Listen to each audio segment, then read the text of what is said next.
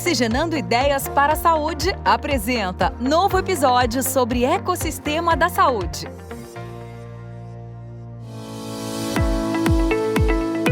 Olá, seja muito bem-vindo ao podcast Oxigenando Ideias para a Saúde. Eu sou Eduardo Mangione, CEO da ePharma, e convido você para se conectar às tendências e novidades junto aos protagonistas que estão transformando o mercado de saúde no Brasil. Inovação em saúde é o tema do nosso podcast e faz parte da estratégia da maioria das grandes empresas desse setor. Quando se fala em inovação, outros assuntos sempre acompanham o tema, como atualização, atenção às novas tendências e boas práticas do mercado. O convidado de hoje do Oxigenando Ideias para a Saúde é o expert em inovação e tem muito para conversar com a gente. Istvan Camargo é head do SkyHub, hub de inovação do Grupo Sabin, board member da ProntMed, senior advisor do Cortex Ventures e mentor de startups no Supera Parque Tecnológico. Já foi general manager da Benefits, venture builder do grupo Notre Dame Intermédica e country manager da Seguros Carrefour. Como membro da primeira geração de empreendedores health tech do Brasil, fundou a primeira Healthcare Social Network do país. Como hub de inovação do Sabin Medicina Diagnóstica, foi um dos responsáveis pelo lançamento do SkyHub, um hub de inovação que fica instalado na sede da empresa em Brasília. Durante 4 anos foi diretor-geral da Benefits, venture builder do grupo Notre Dame Intermédica, onde desenvolveu diversos projetos sob a mentoria do fundador do GNDI. Também desenvolveu projetos de consultoria e inovação para operadoras, farmacêuticas, PBMs e redes de clínicas populares. Foi co-realizador do Startup Saúde Brasil 2012, primeiro evento de impacto no ecossistema Health Tech nacional, em conjunto com importantes empreendedores desse segmento, e foi membro do comitê científico da Health 2.0 para a América Latina. Já realizou palestras sobre saúde digital para a Câmara Municipal de São Paulo, Health 2.0 Latin America, INSPER, Associação Brasileira de Qualidade de Vida, ASAP, Virada da Saúde de São Paulo, Sanofi e outras. E além disso, é autor dos e-books Almanac da Saúde Digital e Tendências 2012-2025. Agora, Silvão, voltando a falar de mercado, né? Convido você a voltar um pouco no tempo. Queria que você me contasse um pouco sobre a iniciativa Saúde Brasil 2012. Acho que foi um marco aqui super importante, né? Como foi a idealização, a execução desse projeto? Seria super legal entender os resultados da iniciativa, quais que eram os desafios da saúde suplementar do país naquele momento, e sua visão, a partir dessa iniciativa, contribuiu com acesso à informação e promoção da saúde, principalmente para portadores de doenças crônicas. Eu acho que está um pouco em linha, Eduardo, com o que eu falei lá no começo, né? Esse evento, ele aconteceu no começo de 2012 e ele foi o primeiro evento que reuniu, de fato, startups de saúde, health techs, no Brasil. E foi muito difícil naquela ocasião a gente conseguir encontrar 10 health techs, para você ter uma ideia. Isso foi no começo de 2012, a gente teve que ficar caçando essas empresas. E aí a gente organizou esse evento, na época era um grupo de idealistas, né, pioneiros. Tinha o Vitor Aceituno, que hoje está na SAMI, o Lácio Visto, que hoje está na ProntMed, o Fernando Sembranelli, do Health Nova Hub. Enfim, um grupo de pessoas que olhou o que estava acontecendo nos Estados Unidos naquela época, eles chamavam de Digital Health Revolution, né, um pouco na esteira do que estava acontecendo lá com o Obamacare. E a gente resolveu falar, bom, será que isso aí faz sentido a gente fazer isso no Brasil? Então foi um evento que, eu lembro que teve pessoas ali que pela primeira vez estavam participando de um evento de saúde digital, como o Diógenes da Nestec, que veio lá de Florianópolis, até hoje um grande amigo, o pessoal da Gesto, que inclusive naquele evento conheceu o pessoal da DFG, que depois investiu neles, né, a Fabiana Salles, o Bento. Então, algumas figuras assim premiadas que estão aí até hoje, né, no setor de saúde, e outras que também, com o tempo, né, como sempre acontece, né, cansaram, né, porque saúde realmente não é algo simples, né, leva muito tempo para você conseguir se estabelecer, né, mas foi muito bacana. A gente teve quando volta a falar desse evento, assim, traz uma nostalgia muito boa, né, outro dia eu estava conversando até com um amigo, ele falou que era a belle époque da saúde digital. Eu adorei essa definição. Aliás, naquela época foi bastante pioneiro, né? Porque eu acho que nem startup como termo existia ainda, né? Sim, nem se falava isso. E falando um pouquinho, né, do outcome desse evento, olhando mais para agora para a doença crônica, né? Uma das principais vilãs do mundo atual é o câncer. A gente vê essa doença crescendo, né? Infelizmente atingindo cada vez mais pessoas, né, na população. Como tudo começa com um diagnóstico, você enxerga e tem algum exemplo de como a evolução da tecnologia pode contribuir com ações preventivas para pacientes com tendência genética a essa doença? Então, Eduardo, a gente agora está começando a ter uma safra de empreendedores que estão vindo com soluções de terapias digitais, né, que funcionam como coaches que estão no teu telefone, e que isso tende a modelar o comportamento do paciente. A gente sabe que muitas dessas doenças, elas têm origem comportamental, né? Obviamente, aquilo que é genético não tem como você reverter dessa maneira, mas tem uma onda agora de terapias digitais que eu acredito que vem para contribuir, para dar um exemplo. E por mais que você comente, né, eu acho que o comportamento ele pode ser um desencadeador de algo genético, né, de uma propensão genética. Um gatilho, né? Certo, um gatilho, exatamente. Interessante. Queria entender também, Ishan, sua visão sobre o novo posicionamento das principais redes de farmácias como grandes hubs de saúde, né? Estão abrindo uma nova e importante frente para ampliar serviços em saúde, como testes, diagnósticos rápidos e vacinação. Você, por acaso, enxerga esse movimento como uma ameaça, por exemplo, a vocês? De forma alguma. Na verdade, são propostas de valor bastante diferentes, né? Então, assim, o que acontece dentro de um núcleo técnico operacional de um grande laboratório não vai acontecer dentro de uma farmácia, né? Sem nenhum demérito. São produtos diferentes, são propostas de valor diferentes, e aí eu acho que até é positivo você ter essa ampliação, né, do acesso, né? Eu não vejo como algo negativo. Afinal das contas, como você comentou, acho que é bem complementar nesse sentido de buscar mais acesso, mas não substitui talvez o que né, todos esses serviços aí mais aprofundados, né, mais feitos dentro de uma clínica. Queria te perguntar sobre uma tendência muito grande em saúde. A gente vem trazendo talvez essa seja a maior tendência que a gente vem trazendo aqui no podcast, né, que é o VBHC, o Value Based Healthcare. A gente acha que deve revolucionar bastante o acesso e a democratização ao sistema suplementar. Você acha que isso é uma realidade hoje no Brasil ou é algo que se possa construir no médio prazo?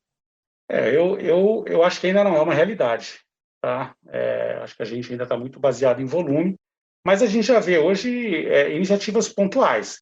A gente sabe que existem aí desafios imensos para que isso aconteça, mas acredito que a gente está caminhando nessa direção. Mas, de fato, eu acho que hoje existem cases, mas não é uma realidade geral, vamos chamar assim. E aí, indo para a inovação, de novo, a gente tem diversas inovações e promessas aí que devem mudar toda a sociedade, né, todos os setores aqui, e, obviamente, o setor de saúde. Acho que a gente ainda está num momento bastante preliminar, obviamente, mas esses buzzwords já começam a sair com muita força, e estimular alguns desses setores a imaginar o que será o futuro, como impactaria o futuro aí como o 5G, o metaverso, o Web3, né? Quais evoluções e melhorias na saúde você vislumbra com a entrada dessas novas tecnologias? Eduardo, quando eu comecei no setor de saúde, eu fui montar uma Venture Builder. Para quem não está acostumado com esse termo, Venture Builder é uma empresa que monta empresas. Eu fui montar uma Venture Builder numa das maiores operadoras de saúde do Brasil. E eu lembro que eu tinha acabado de chegar de tecnologia, tinha passado por telecom e estava acompanhando muito de perto assim, as coisas que estavam acontecendo, como eu falei há pouco, lá nos Estados Unidos, né? E uma vez eu cheguei para o fundador dessa operadora e comecei a falar para ele uma sopa de letrinhas, e ele falou para mim assim, olha, deixa a sua escada em casa, porque aqui na saúde o incêndio é no porão. Muito bom. E por incrível que pareça, assim, essa verdade, ela foi caindo a conta-gotas na minha cabeça com os anos, né? Porque são coisas que às vezes você escuta, você entendeu, obviamente, o que ele quis dizer, mas aquilo você só absorve com o tempo, né? E aí, baseado exatamente na sua resposta, eu vou te falar uma frase aqui, um pouco longa até, mas e queria ver se faz sentido para você, tá? Então, hoje a gente está testemunhando a maior mudança no mercado de saúde no Brasil e no mundo, impulsionada pela tecnologia, para integrar um ecossistema que é extremamente fragmentado, com incentivos desalinhados, né? E isso possibilita o uso inteligente de dados que empodera e dá autonomia aos pacientes. para viver uma experiência digital verdadeira na jornada de cuidados, removendo ineficiências e fricções. Faz sentido para você? E se sim, qual é o seu plano para continuar sendo aí um entusiasta dessa mudança? E um protagonista, obviamente, né? Então, eu acho que o Phygital ele não vai poder deixar de existir, né, em detrimento do digital. Tá aí a telemedicina que está exigindo, né, que tenha que ter uma porta para a rua. Então, eu acho que o desafio agora é você recriar essa jornada, né, porque a gente tem na saúde toda a jornada muito protocolar, vamos chamar assim, eu não sei se é o termo certo, mas a gente tem protocolos para tudo na saúde. E eu acho que a gente vai precisar começar a repensar, de alguma forma, esses protocolos para conseguir fazer essa jornada acontecer de forma sem atrito, né, de forma suave, né, tanto na frente da tela quanto fora dela. Então, tem um desafio grande, eu acho que aí, mas, de novo, se isso tudo for se refletir numa saúde com mais acesso, com maior resolutividade, mais coordenação da demanda, gerando dados que sejam úteis, obviamente, né, eu acho que esse aí é a parte boa, vamos dizer assim, de toda essa história, né? Excelente. Eu acho também, concordo com você, acho que dá ainda muito preliminar para imaginar, e assim, na saúde a gente ainda tem um arroz e feijão enorme, né, para colocar no lugar, né, para ajeitar. Então, realmente, eu acho que ainda tem que fazer o básico para a gente poder olhar, né, lá para cima. Mas a sua analogia foi excepcional. Ficou comigo agora. Boa. E, Estivan, eu queria que você contasse aí um pouquinho mais dessa sua experiência no SkyHub. Como que surgiu e como que isso está contribuindo para a inovação, a estratégia de inovação aí do Grupo Saber? Bom, como eu falei, a gente começou lá no Saber, uma curva de aprendizado, de descobertas, começamos a fazer alguns investimentos, e aí a gente começou a fazer algumas validações. Estou fazendo uma analogia aqui com uma startup até, né? Começamos a realizar algumas validações, né? Contratando algumas startups para trabalhar, né? No grupo. E chegou um momento, Eduardo, que a gente viu que a gente estava precisando ganhar atração mesmo, que a gente já tinha feito os aprendizados e descobertas, obviamente que isso nunca acaba, mas naquele momento o que era necessário, já tínhamos feito as validações e falamos, bom, agora a gente vai tracionar e precisamos colocar todo mundo debaixo de um mesmo guarda-chuva. A gente já tinha ali a visão de que a gente ia montar um fundo, já tinha uma série de empresas investidas, mas tudo isso não estava debaixo de um mesmo guarda-chuva. Então, o SkyHub ele veio para consolidar uma série de iniciativas que estavam acontecendo, né, dentro do grupo, e tem sido até aqui uma experiência maravilhosa, né, porque a gente decidiu lançar o SkyHub no auge da pandemia. Foi muito corajoso, né? Foi audacioso. Acho que você falou a palavra certa. E por que foi audacioso, né? As pessoas devem estar se perguntando. Porque a gente teve que, de repente, pensar assim, como é que vão ser os processos, como é que as pessoas vão realizar provas de conceito sem estarem aqui presencialmente, né? A gente construiu uma sede física super bacana dentro do prédio da matriz, da cobertura, e, de repente, a gente falou, as startups que vão trabalhar com a gente não vão vir aqui, não vão interagir presencialmente com a empresa, não vão conhecer a nossa cultura. Então, assim, como é que isso vai acontecer? Como vão ser os processos? Como vão ser as interações? E, no final, né, a gente viu que isso ampliou, na verdade, as possibilidades, porque a gente começou a realizar interações com empresas do Brasil inteiro. E agora, né, nesse momento que a gente está vivendo, a gente percebeu que o SkyHub tem um papel crucial também na questão da cultura da empresa, né? Então, não somente nessa questão de trazer as startups e realizar essas provas de conceito e, eventualmente, até cocriações, auxiliar na questão de investimento, mas também em acelerar, vamos dizer assim, o processo de transformação digital, que na nossa visão está muito ligado à cultura. Então, essa cultura que a gente chama de intraempreendedora, o SkyHub agora está entrando numa fase onde ele também está começando a estimular isso dentro da empresa, né? E aproximando, obviamente, os empreendedores dos intraempreendedores. Então, assim, realmente assim, uma delícia de trabalho. Eu olho para os últimos 10 anos, tudo que eu fiz, eu falo, e era isso que eu tinha que estar fazendo hoje, sabe assim? Que bacana, sim, te levou até aqui. E o SkyHub, ele é uma iniciativa integrada ou ele é separado? Não, a gente quando criou o SkyHub, a gente fica em Brasília, a nossa sede. Tá. Então, assim, tinha até uma discussão, onde é que a gente vai fazer a sede do SkyHub, tem alguns ecossistemas que são mais densos no Brasil, né? Mas a gente falou, não, a gente quer que ele seja em Brasília, porque o Sabin é uma empresa que nasceu e cresceu em Brasília, e dentro do próprio Sabin, justamente para que a gente não perca essa integração, né? Para que a gente tenha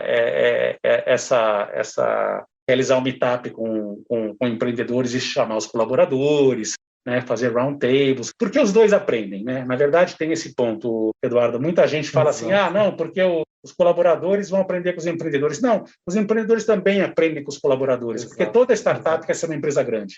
Assim, eu sempre falo, o empreendedor que começa a criticar, às vezes, a empresa grande, eu falo, eu não sei o que você está fazendo da vida, porque você está como startup querendo investimento para ser uma empresa grande. Então, é importante para eles também terem esse contato, ver como funciona, né? As coisas têm um jogo diferente. Eu comparo o jogo de futebol de salão com o futebol de campo. Parece que é igual, mas não é. Tem uma diferença e é importante que ambos, né, aprendam com isso. Eu acho uma experiência super bacana. Como exemplo, eu tenho certeza que tem muitos ouvintes aqui que trabalham em empresas com iniciativas parecidas ou até ideias que ainda estão no forno querendo sair. Eu acho um excelente exemplo, benchmark aqui que você traz para a gente, Cristian. Excepcional. E para finalizar a nossa conversa, porque está muito boa, mas, né, infelizmente, a gente tem um tempo aqui. Eu tenho uma última pergunta, né, que a gente costuma fazer. Qual que é o seu plano para continuar sendo um grande protagonista dessa mudança, dessa transformação, né, que a gente tá vendo na saúde no Brasil? Bom, Eduardo, primeiramente, obrigado. Eu não me considero assim um grande protagonista, muito pelo contrário, né? Eu me cerco de pessoas que eu admiro o tempo inteiro e eu acho que eles são os protagonistas. Então, a graça, eu acho que do meu dia a dia é essa, é olhar para o lado e ver pessoas que eu considero protagonistas de fato. Eu acho que continuar convivendo com gente assim, sendo bem franco, né, me cercando dos verdadeiros protagonistas e tentando fazer esse diálogo. Eu acho que talvez seja esse a minha missão, né, fazer o mundo das grandes corporações conversar com o mundo das startups, né, se aproximar e ter um diálogo muito, muito franco, né? Então, isso é uma coisa que eu acho que eu posso contribuir. Istvan Camargo é Head do SkyHub, Hub de Inovação do Grupo Sabin, Board Member da ProntMed, Senior Advisor do Cortex Ventures e mentor de startups do Supera Parque Tecnológico. Além de palestrante e escritor de e-books sobre tendências, inovação e saúde digital e apresentador do podcast Reload. Istvan, muito obrigado por participar do nosso podcast, foi excelente e espero nos encontrarmos aí fisicamente num momento oportuno. Sim, Eduardo, com certeza. Vamos fazer o Digital acontecer. Exato. Também. Muito obrigado. Obrigado, Eduardo. Grande abraço.